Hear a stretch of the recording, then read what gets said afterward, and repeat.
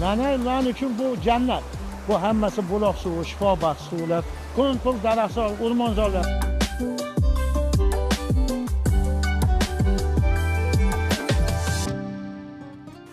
Water has always determined why people settled, traveled, and traded across what is now Uzbekistan. Our journey begins just over an hour from the capital, in the Tashkent region, where the Ugam River winds through the foothills of the western Tian Shan.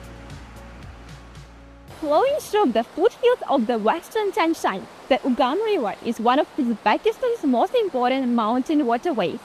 Fed by snowmelt and natural springs, it supports local ecosystems, agriculture, and communities while also attracting visitors with its clear waters and dramatic scenery.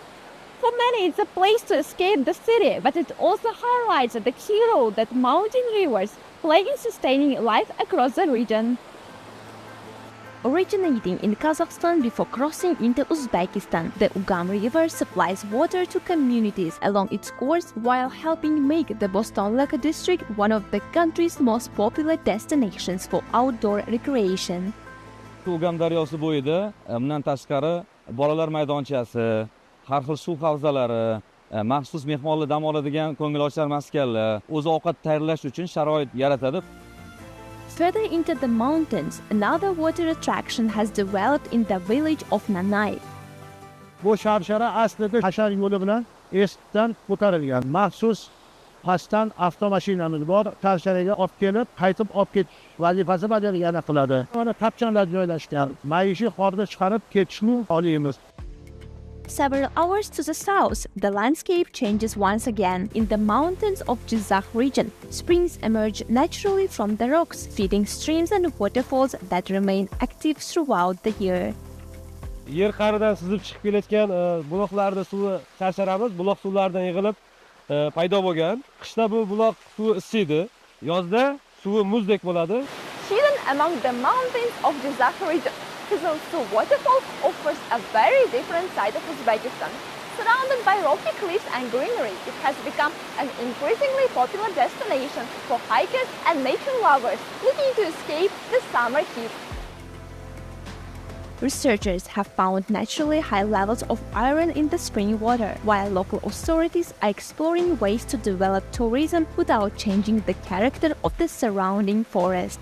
Turistlar oqimini jalb qilish, kempinglarga joy ajratish, dam olish maskanlari uchun joy ajratish masalalari ko'rilyapti hozirda. Biz o'rganish ishlarini olib borganmiz, laboratoriyalarga yuborganmiz. Qizil suvda negizida temir moddasini borligi, o'sha inson organizmida temir moddasi kam bo'lgandan qanaqadir kasallik chaqirsa, kasallik kelgan bo'lsa, o'shani oldini olish, o'shani ma'lum miqdorda yaxshi ushlab turish, shunaqa sifatda foydalanadi. For many visitors, however, the main attraction is simply the landscape itself. Birinchi marta kelishim, menga yoqqan jihati suvni tozaligi, musafoligi, yumshoqligi. Our final stop takes us west to Bukhara. Unlike the mountain rivers, water here was carefully collected and stored. When we think about the Silk Road, we often picture caravans crossing endless deserts, but these journeys were only possible because of places like this. This ancient Hovuz transformed Bukhara into a thriving oasis, providing the water that sustained travelers' trade and everyday life. One of them is Labi House. Built around a large stone-lined pool in the early 17th century, the ensemble gradually became one of Bukhara's busiest public spaces. Bilamiz, Buxoro Qizilqum sahrosida joylashgan, havosi juda ham issiq. Aholi misol uchun chiqib dam olish uchun, daraxtlar ostida dam olish uchun hovuz muhim ahamiyat kasb etgan. Another surviving reservoir stands opposite the Ark Fortress. Bolohovuz supplied the emir's residence and the surrounding government quarter. Suvga talab bo'lganligi uchun Bolohovuz qurilgan. Bu yerdagi mahalla, guzar aholilari suvdan o'zlarini ijtimoiy, ya'ni maishiy ehtiyojlariga qarab ishlatganlar. Each destination on this journey share one thing in common. Without water, neither these landscapes nor the communities around them would exist as they do today.